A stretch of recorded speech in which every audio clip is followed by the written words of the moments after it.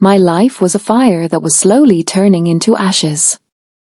I was buried under those ashes, and even I didn't know whether my heart was still beating or just moving like a machine. My name is Lauren. I'm 32 years old. I live in a small American town where every street looks the same, and every house seems to dream the same dream. My husband, David, the man who always called me a baby, who told bedtime stories to the kids, who would come home exhausted at night and still kiss my forehead. Our marriage was 11 years old. Ethan was 9, Sophia 5. Our house, white walls, a green lawn, the sound of children's laughter, looked like paradise from the outside. But inside, I was lonely. So lonely that sometimes I couldn't even hear my own voice. At night, when everyone was asleep, I would quietly get out of bed. I'd sit in the kitchen holding a cup of coffee. No tears came to my eyes, only emptiness. I would think, had I ever truly felt alive? Had I ever breathed for myself? David was good. Very good. But his love had become routine, safe, predictable, without any spark. The intimacy between us had faded. When he held me at night, I wondered, is this love, or just habit?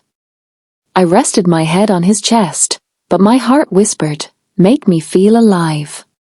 Let someone truly see me. One day, while scrolling through Instagram, I saw an ad. Salsa dance class. Women only. Rediscover yourself. My finger stopped on the screen. My heart said, this is something new.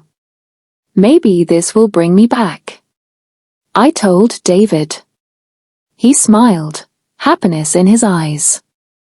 Go, Lauren. I'm happy for you. He hugged me. I wondered, if he knew this class would change my life, would he still say the same thing? The first day of class. I was trembling. Wearing leggings, my hair tied back. The studio mirrors surrounded me from every side. The music started, fast, sensual. Then Jason walked in. Tall, strong, with green eyes that held a certain spark. He said, today we won't just learn steps. We'll remind our bodies that they're alive. There was warmth in his voice. When he placed his hand on my waist to adjust my posture, my body trembled. For the first time in years, someone had touched me as if I were simply a woman, desirable, attractive, alive. After class he came up to me. You did great, Lauren. You have rhythm. He said my name as if he had known me for years. I went home with my heart racing. David was asleep. I lay in bed remembering Jason's eyes. Tears came. Were they tears of happiness? Or fear? I didn't know. The growing attraction. With every class, Jason noticed me. When we danced, time seemed to stop. His fingers on my waist, my hand on his chest. The music wrapped around us and we moved closer and closer. He would whisper, there's fire inside you, Lauren. Let it out. And I did. The passion in my body that had been sleeping for years began to wake up. Then the texts started. Good morning, my favorite dancer. I couldn't stop thinking about your smile tonight. I hid my phone. David would say, you seem happy lately. And I would lie. The class is just really fun. But inside, my heart screamed, forgive me. The first kiss, the moment everything changed. It was a rainy night. After class, in the parking lot. Jason said, sit in my car until the rain stops. Soft jazz played quietly. He moved closer. I can't stop thinking about you. His hand touched my cheek. Warm fingers. If you want me to stop, say it. I shook my head. No. I couldn't stop.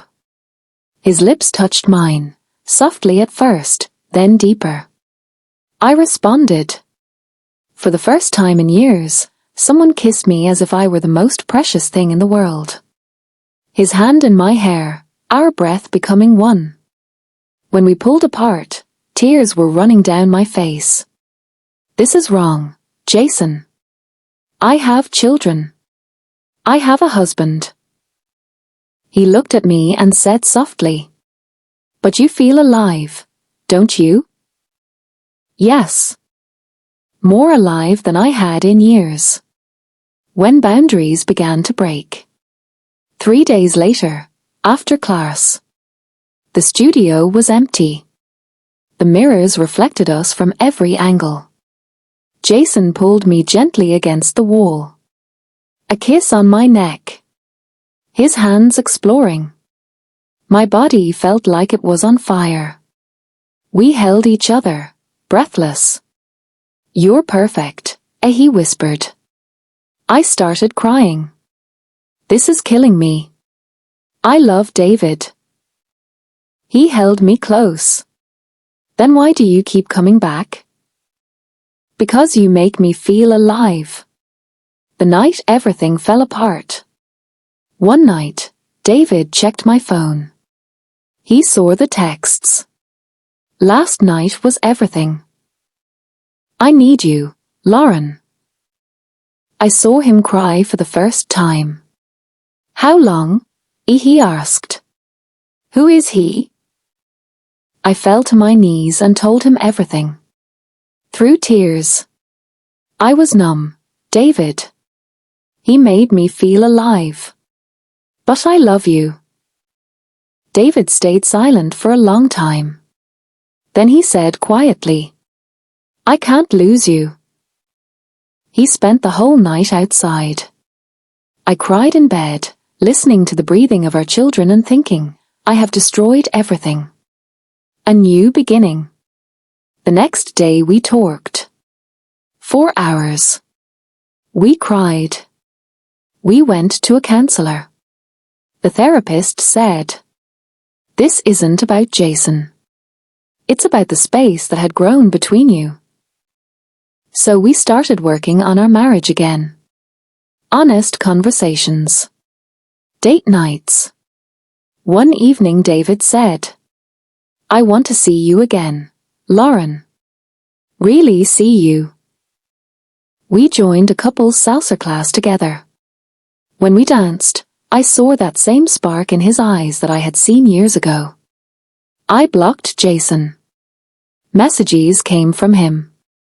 We could be something real. I never replied. Slowly the guilt faded.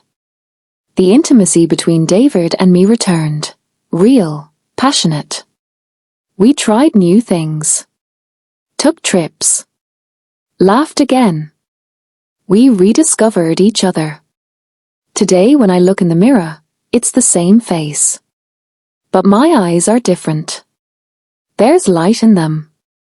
I'm alive. Trying something new almost destroyed my life, but in a strange way, it saved it too.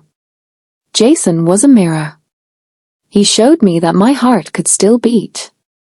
But David was home. And now I know something important. Love doesn't disappear. Sometimes it just needs to be awakened again. And sometimes, that is something new, it turns out to be the same old love, seen with new eyes.